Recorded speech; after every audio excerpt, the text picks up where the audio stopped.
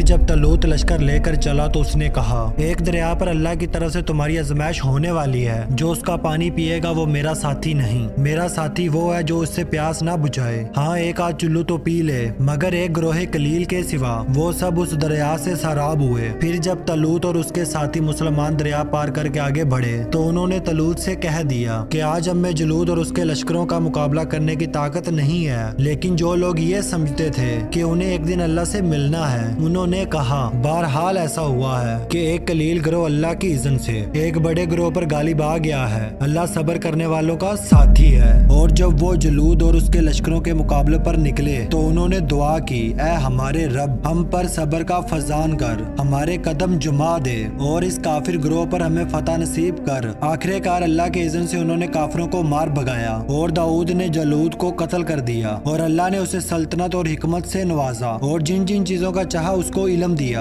अगर इस तरह अल्लाह इंसानों के एक ग्रोह को दूसरे ग्रोह के जरिए से हटवाता ना रहता तो जमीन का इंतजाम बिगड़ जाता। लेकिन दुनिया के लोगों पर अल्लाह का बड़ा फजल है कि वो इस तरह दफे फसाद का इंतजाम करता रहता है। ये अल्लाह की आयत है जो हम ठीक ठीक तुमको सुना रहे हैं और तुम यकीनन उन लोगों में से हो जो रसूल बनाकर भेजे गए हैं। ये रसूल जो हमारी तरफ से इंसानों की हिदायत पर मामूर हुए, हमने उनको एक दूसरे से बढ़ चढ़कर मर्तबे अता किए। उनमें कोई ऐसा था जिससे खुदा खुद हम कलाम हुआ, किसी को उसने दूसरी हैसियतों से बुलंद दर्जे दिए और आखिर में ईसा इब्ने मरियम को रोशन निशानियां अता की और रूह पाक से उसकी मदद की। अगर अल्लाह चाहता तो मुमकिन न था कि उन रसूलों के बाद जो लोग रोशन निशानियां देख चुके थे वो आपस में लड़ते, मगर अल्लाह की मशीयत ये न थी कि वो लोगों को जबरन इख्तलाफ से रोके। इस वजह से उन्होंने बाहम इख्तलाफ किया। फिर कोई ईमान लाया और किसी ने कुफर की राह इख्तियार की। हाँ, अल्लाह चाहता तो हरगिज ना लड़ते, मगर अल्लाह जो चाहता है करता है। ऐ लोगों जो ईमान लाए हो,